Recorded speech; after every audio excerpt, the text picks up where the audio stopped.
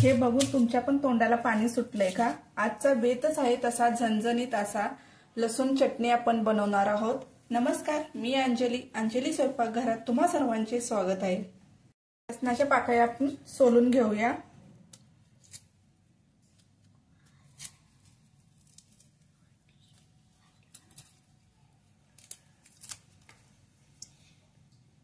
लसूण चटणीसाठी आपण साहित्य बघूया।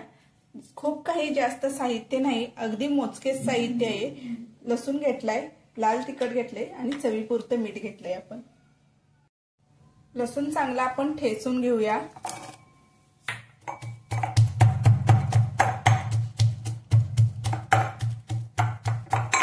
त्यात आपण चटणी टाकूया आणि मीठ, ते चांगलं ठेचून घेऊया। आपण आपला लसूण ठेचून झालाय, आपण आता काढून घेऊया।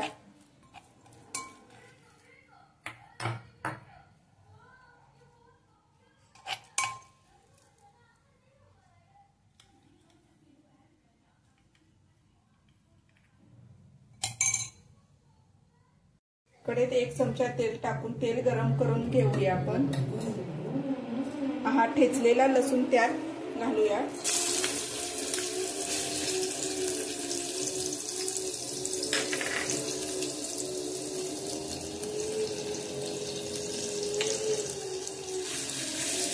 हा ठेचलेला लसूण चांगला परतून घेऊया। आपण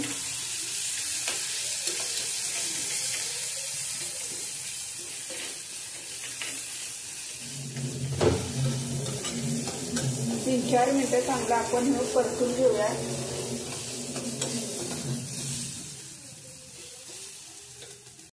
ह्यात अगदी थोडेसे पाणी घालून आपण तेल एक साईड वेगळे होईपर्यंत चांगला आपण परतून घेऊया।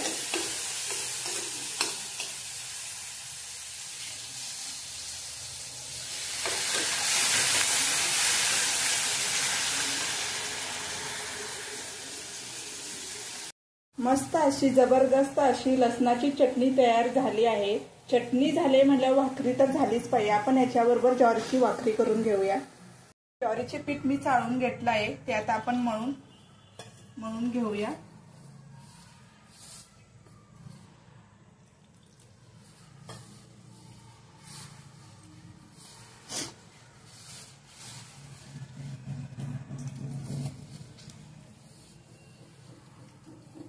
पीठ चांगलं मळलं की भाकरी चिटकत नाही किंवा कच पडत नाही, म्हणून पीठ चांगलं मळून घ्यायचं आहे।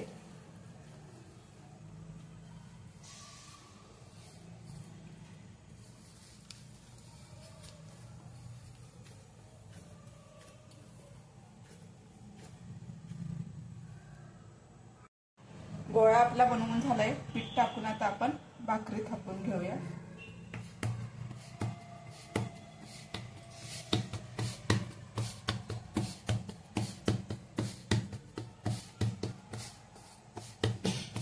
हाताने छान अशी भाकरी आपण थापून घ्यायची आहे।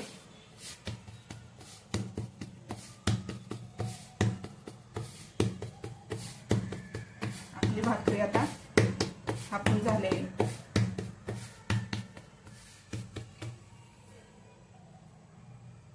तवा गरम झालाय, त्यात आपण आता भाकरी टाकून साईडनं पाणी लावून घेऊया।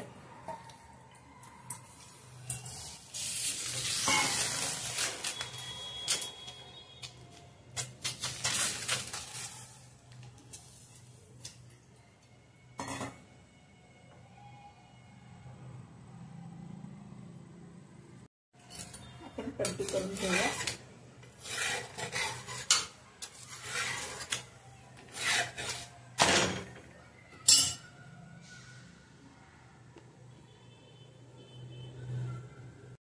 आपण भाकरी भाजून घेऊया।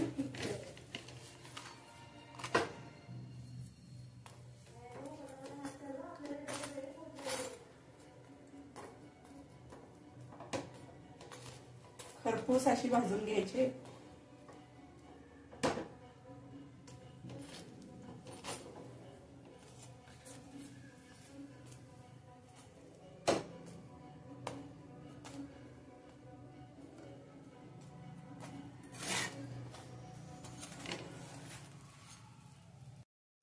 गरम गरम खरपूस अशी भाकरी, झणझणीत अशी लसणाची चटणी आपण